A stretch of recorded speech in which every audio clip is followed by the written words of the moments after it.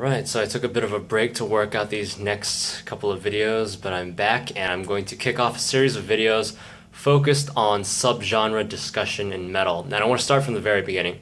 The first thing we need to do, of course, is define the meaning of the word genre with respect to music.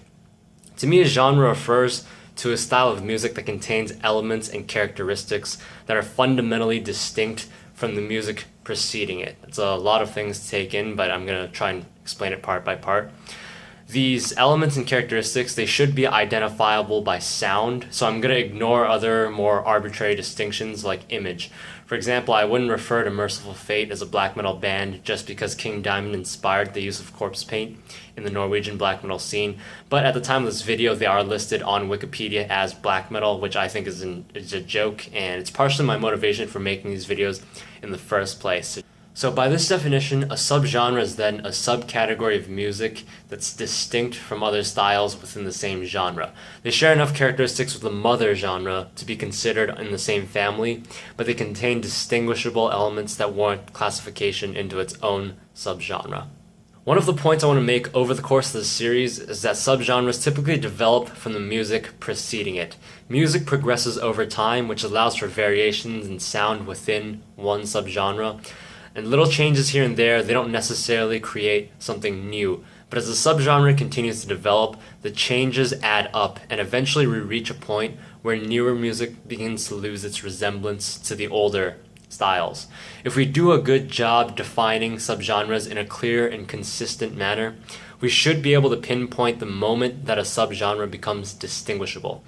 So when I'm identifying a subgenre, I'm looking for the characteristics, that's plural, that make it unique from everything else around it. And the starting point for a subgenre would then be the first instant where those characteristics are collectively found.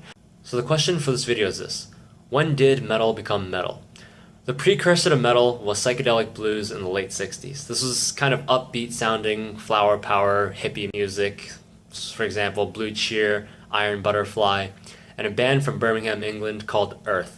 Near the end of the 60s, Earth decided to adopt a darker sound influenced by horror movies, and they changed their name to, of course, Black Sabbath.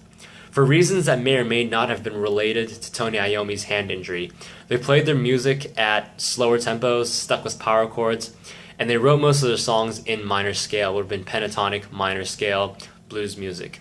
Even though Black Sabbath did start off as a blues band, they eventually laid the foundation for what would become heavy metal music.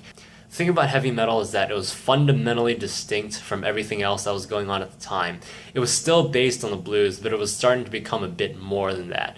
As it continued to develop into the mid-70s, metal gradually sounded less and less like the blues, and more like those characteristics that made it different in the first place. So the darker sound, the power chords, minor scale. These are some of the common attributes among all the bands under the heavy metal banner. If we compare music from the mid-60s to the early 70s, we can observe a gradual transition towards the heavy metal sound, and the turning point for that is Black Sabbath. Now this is just the introduction to the series, so I'm just going to end it here. Because I want these videos to be well planned and researched, I'm going to take a bit of time to prepare them. So I might end up having a very irregular schedule when it comes to releasing these videos, especially since I'm also writing music and I'm planning to start recording in a couple of weeks. As for the subject of each video, I'm just going to follow the natural timeline and progression of heavy metal, so for the next video I'm going to focus on metal in the 70s.